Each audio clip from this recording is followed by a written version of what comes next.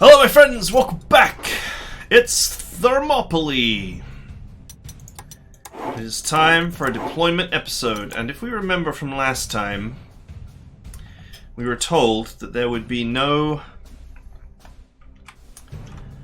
enemy air force. That means I do not need my recon planes. Well, the large reason why I don't need my recon planes is because this is a small map, so I don't need to explore wide, areas of space to kind of work out what's going on. It also means I shouldn't need my fighter at full capacity. So I can afford to just weaken it down.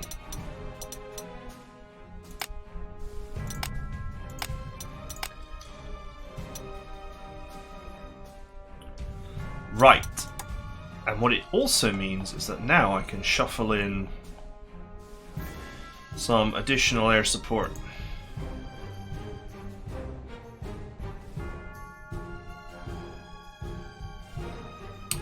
I have quite a few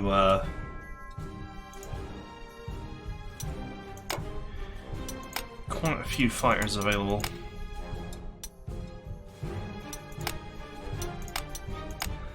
I have this new prototype, which is, I think just basically a bowfire. Anyway, let's shuffle in that, and let's shuffle in my bombers. My old school bombers.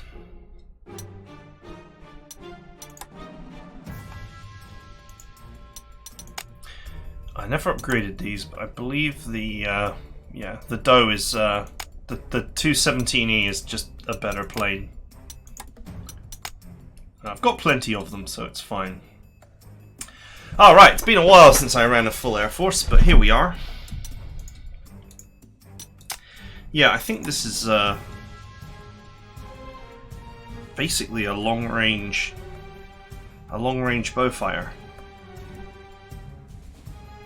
The only thing is, it's 4 slots. Or 3 slots, I guess. It is a slot extra.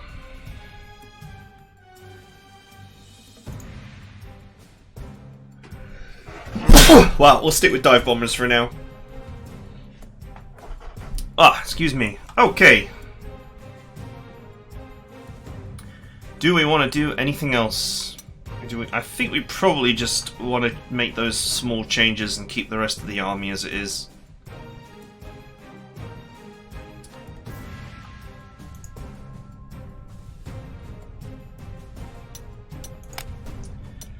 I wonder if I can...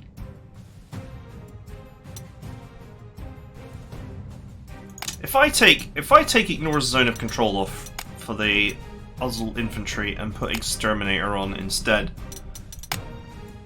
They've got a hard attack of 4, which is not that exciting. But I think I might be able to build up their hard attack by doing this.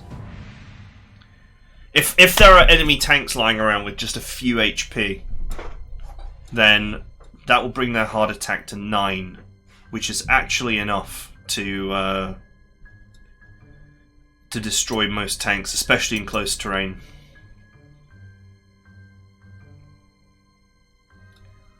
Urban legend. I'd love to max out all the medals. I kind of wish the medal system was slightly different.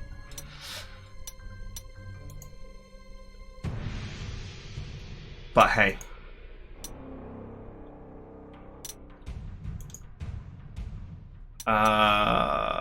Okay, so we got 1 slot left. Tell you what, we will bring 1 scout plane. Or I could bring a strat bomber that I could use as a scout plane by just shuffling in a 1.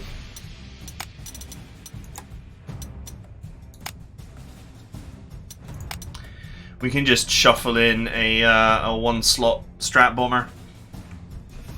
With no fighters around to stop it, it should be quite safe.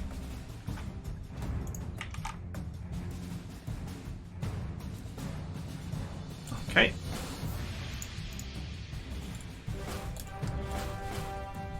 for crying out loud. I don't know why this game sometimes just decides to just randomly select units as the next choice. There we go. Okay.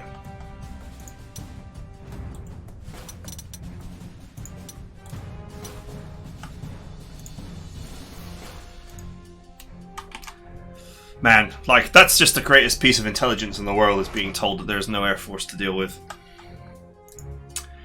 Okay, we got infantry supported by anti-tank guns here. That shouldn't be too much of an issue, but let's put our Uzzle infantry here, since they'll be the ones most able to do something about these guys on the hill.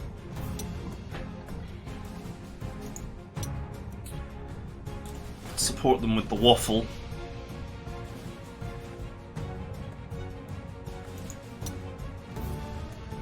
Let's get our fat, evil tanks as close to the front line as we can.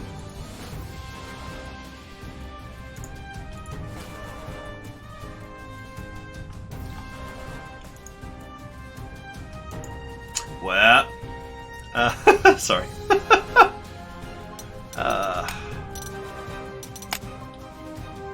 You know, it's one of these weird things. Infantry initiative is actually not terrible.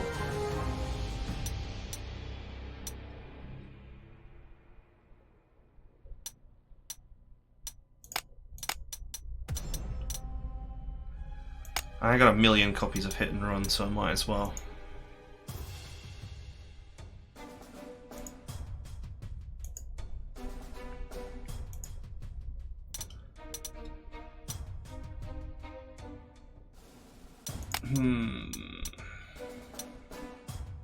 Let's put learns from mistakes on this tank, because it's actually only 2-star. All of my units need EXP. On this campaign, the highest level of EXP is 4.5 star. So I actually want to be building my army to 4.5 star and then rotating units. Remember, this is a grand campaign. We got to think about 42, 43, 44, 45. We got so much more war to go.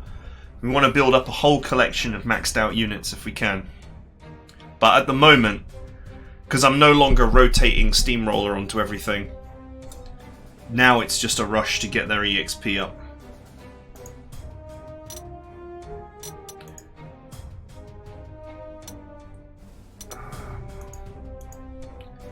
There is literally no point in putting Ignore Zone of Control on a recon team, since they already more or less ignore Zone of Control. And it makes no sense for artillery either.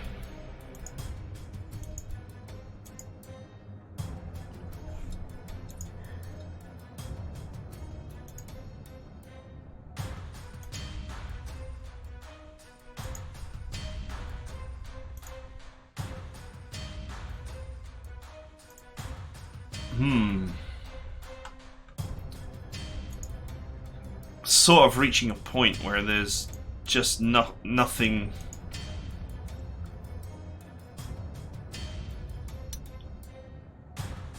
Alright, let's put Ignore Zone of Control on these.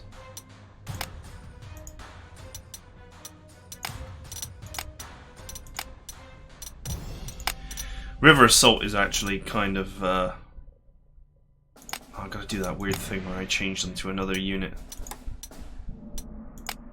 to camouflage them. River Assault is going to be useless on this mission anyway, because I don't think there's any rivers. I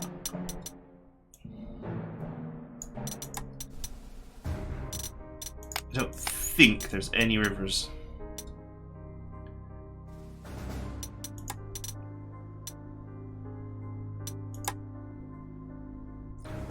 This is actually a superior unit, but it costs a lot more in terms of slots to run it.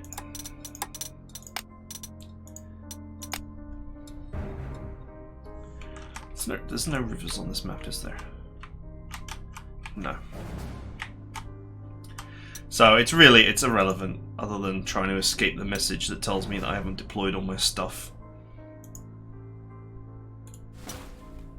Okay, let's have the engineers here ready to clear this away. Do you know what? This mountainy bit, and then there's all this mountains here as well. And here, look, I mean, look at the amount of mountain terrain. I would actually be better off switching these guys to Alpine troops.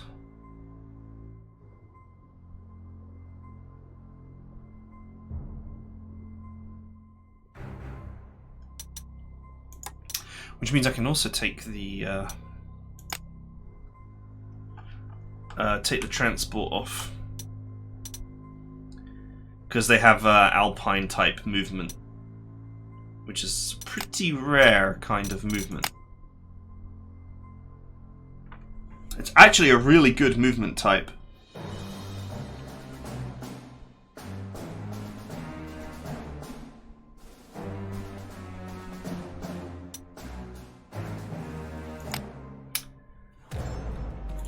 Stick the Alpine troops up in the mountains. This might be a map where actually running Alpine troops would be better than running engineers, because I mean, there isn't a huge amount of close combat tiles here that aren't mountains. And the thing is, you get +5/+5, including +5 close defense for being Alpine in a mountain. So the engineer's main advantage of having a close combat rating of 8 is largely mitigated by Alpine troops in the correct terrain. Right, let's go the old Nabelfung Murdermatic, Surrendermatron.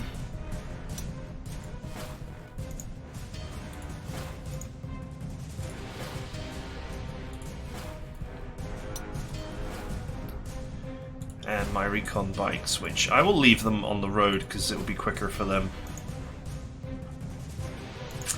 Okay, those are going to self-repair. Our old strat bombing team is gonna have a field day. I think that's actually every strat bomber I tried to train up. Yep, that's it. That's every strat bomber I've ever attempted to train up.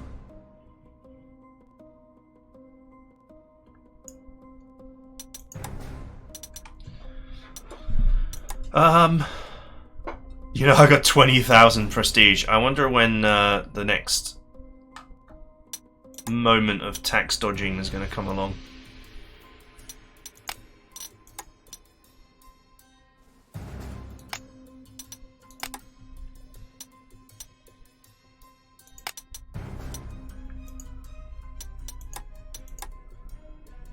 Ugh, man. I mean, I have actually probably got 20 or 30,000 prestige in tax avoidance already. So the funny part is, I just wish that this mode had existed from the very beginning, because it would have been fun to manage an actual inventory, a proper inventory from the very start.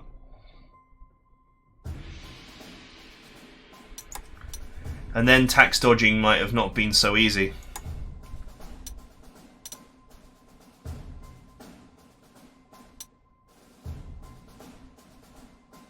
You could dismiss. Just discard all your units and be like, ah!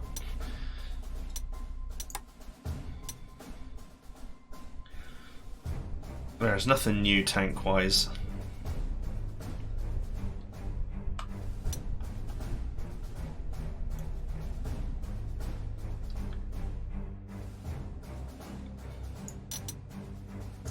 Millions of Matildas. They did that tanker dirty. Alright, I really can't be bothered. I don't know when the next tax avoidance thing is coming up, but I'm feeling very whatever about it. Right, what I'm going to do is I'm actually going to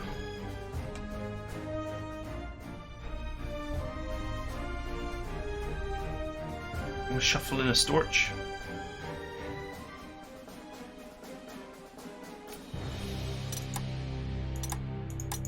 I got one slot left.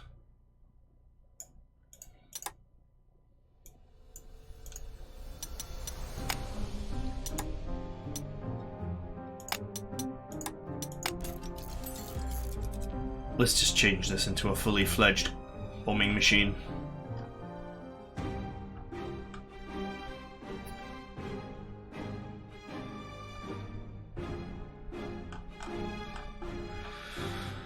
Okay, I guess I could have run more tanks.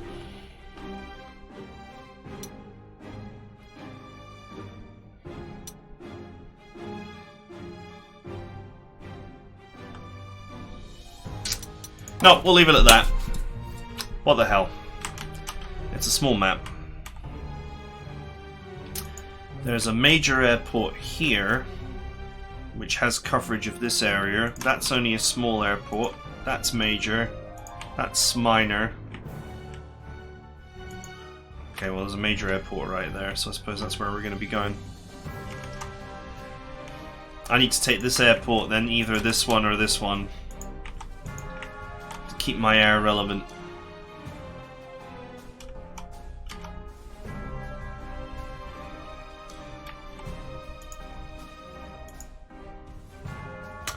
You know what? You know what? I'm going to do it. I'm going to...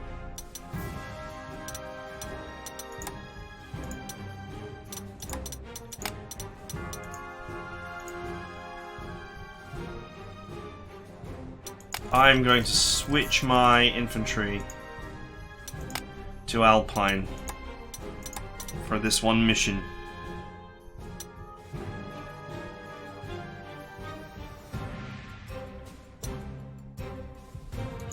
Because it just makes sense to do so.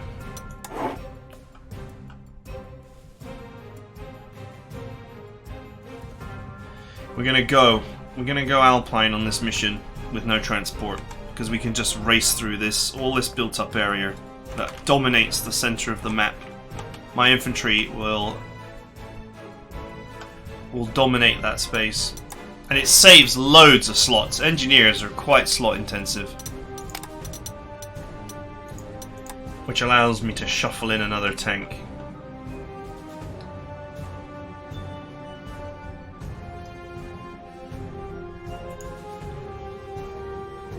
Let's go with this one.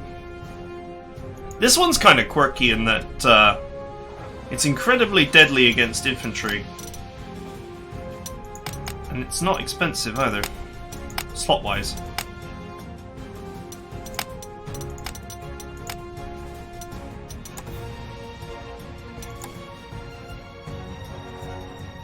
One, two, three, 4, 5, 6, 7, 8. I've got like 8 tanks.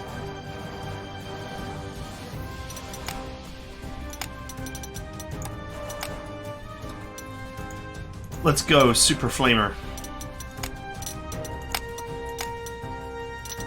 Sadly, I have no heroes to assign to it.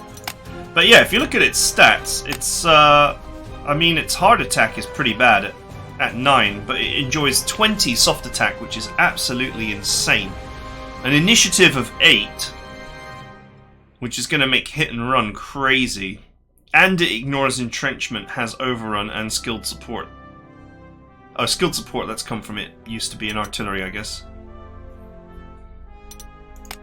In fact, this little beast...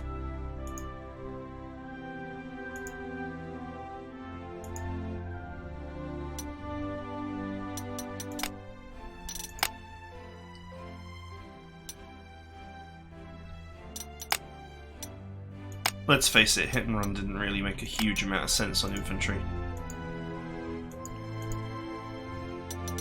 Of course, River Assault didn't make much sense either, but hit and run makes perfect sense on this tank with its ultra high initiative.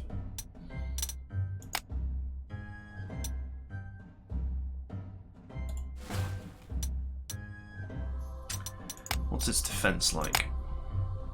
11. Okay, so it's basically it's a recon car, you know, pretending to be a tank, but it will do.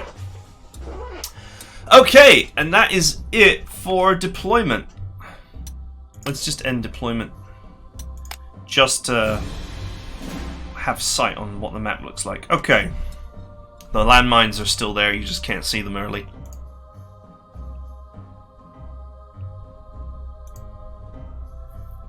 Alright.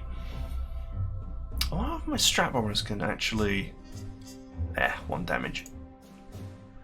You know what? Landmines are hilarious for building overruns, since they count as units. So if you needed to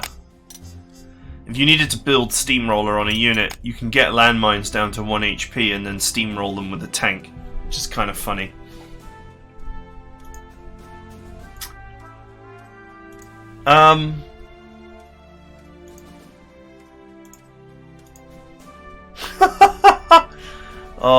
Oh. Man, I should have put double strike on these guys. God damn. Get him a body bag. Why is the attack from the mountains worse than the attack from the friggin' hill? Get him a body bag. Yeah, the old Werfel tank will also completely destroy the target. Okay, alright. That's it for deployment. Join me next time. I'm going to open up a bank account of British Slaughter. And go from there. So I will see you then.